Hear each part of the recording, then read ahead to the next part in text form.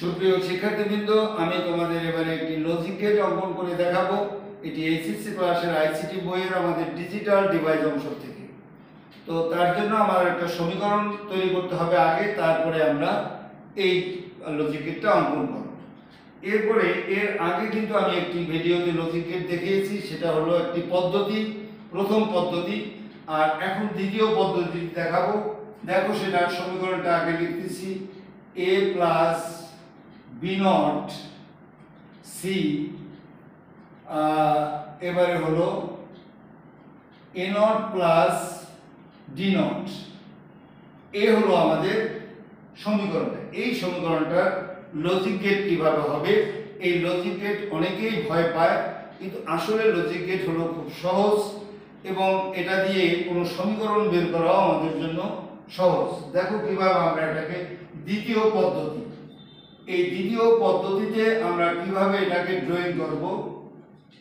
এই এবারে দ্বিতীয় পদ্ধতিতে এই এফ, এটাকে বলে আউটপুট, আর এই অংশটা হলো আমাদের মূলত ইনপুট। এই ইনপুটের উপরে ভিত্তি করে এই লজিক গেট অঙ্কন করতে হবে। এবারে দেখতে হবে এই জায়গায় কতগুলো চলক আছে। এ এক ধরনের চলক, বি এক ধরনের চলক, সি এক ধরনের চলক, ডি এক ধরনের চলক। 4 ধরনের চলক আছে। এই 4টা চলকের জন্য আমরা 4টা এরকম রেখা দেব। 1 2 এই 3, এই হলো আমাদের 4। এবারে নাম দিলাম এ বি সি ডি। এবারে আমাদের লক্ষ্য করো, আমাদের এবারে দেখতে হবে সিঙ্গেল নট আছে কয়জনা।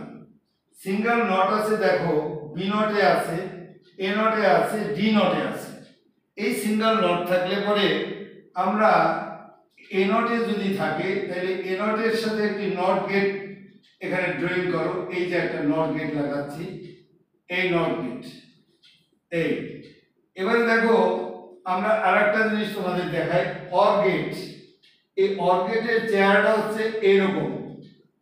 এই অর গেট 2 ইনপুট বিশিষ্ট অর গেট, যে যোগের কাজ করে, যুক্তিমূলক যোগ।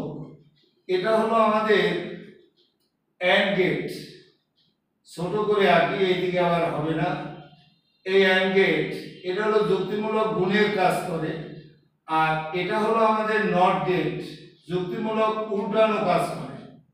এই উল্টানো, এটা হলো অ্যান্ড, এটা হলো অর, এটা হলো আমাদের নট।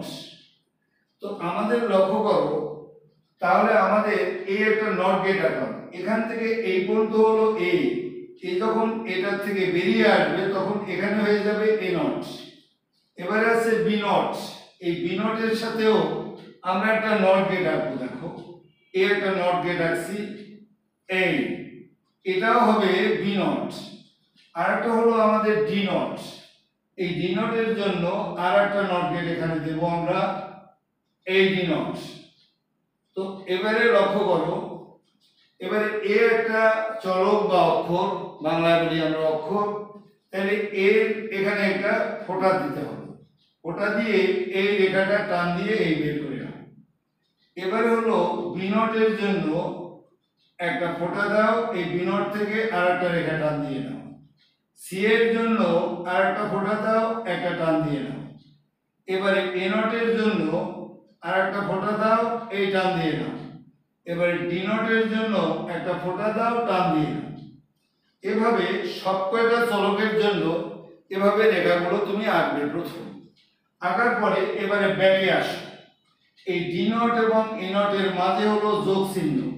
এটা হলো এ নট, এটা হলো ডি নট। এদের মাঝে যোগ চিহ্ন থাকলে আমাদের যোগের জন্য হলো অর গেট। এই আমরা অর গেট আঁকছি, এই অর গেট।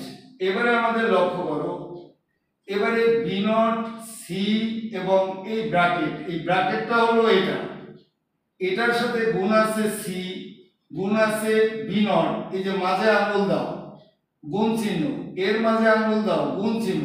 একটা টার্মের ভিতরে আমরা যতবারই আমরা গুণের সন্ধান পাই, গেট হবে কিন্তু একটা। এখানে 2টা গুণ চিহ্ন পাইছি, এ একটা এ একটা, কিন্তু গেট হবে একটা। গুণের জন্য হলো কি অ্যান্ড গেট। এটার জন্য আমরা এই রেখাটা টান দাও, এই এই যে বি নট, এই হলো আমাদের সি, এদের মাঝে এই অ্যান্ড গেট দিলাম। এই অ্যান্ড গেট দিয়ে এবারে লক্ষ্য করো, এবারে এই টার্মটার জন্য হলো এটা, এর সাথে যোগ আছে এ, একে এভাবে টান দাও, টান দিয়ে এখন দেখো এইটা এবং এটার মাঝে যোগ চিহ্ন, এই যোগের জন্য আমাদের এখানে একটি অর গেট রাখতে হবে। এই অর গেট রাখলাম, এই এটার জন্য এফ, এইভাবে আমরা রাখতে পারি। এবারে আমরা প্রথম পদ্ধতি সেভাবেও আমরা রাখতে পারি, যার যেটা ভালো লাগে। দুটোই পরীক্ষায় আসে, দুটোই আমাদের শিখতে হবে। সকলকে অনেক ধন্যবাদ। যদি আমার এই ভিডিও ভালো লাগে তাহলে এটাকে লাইক এবং সাবস্ক্রাইব করবে।